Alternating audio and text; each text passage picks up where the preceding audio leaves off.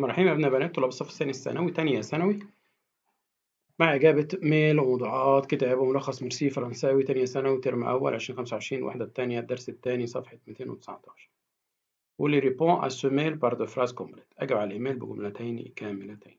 Salut. Où habites-tu؟ أين تسكن؟ Quelle langue tu parles؟ أي لغة تتكلم؟ A plus إلى اللقاء. يبقى هنا salut هنقلها salut زي ما هي. جميل. هنا où habites-tu أين تسكن؟ j'habite مفيش ضد هنا خطأ. j'habite à Paris en France. j'habite à Paris en France. quelle langue tu parles? quelle langue tu parles؟ أي لغة تتكلم؟ je parle le français أو je parle français أو je parle en français الثلاثة صح. يبقى où habites-tu؟ j'habite à Paris en France. quelle langue tu parles? je parle le français à plus.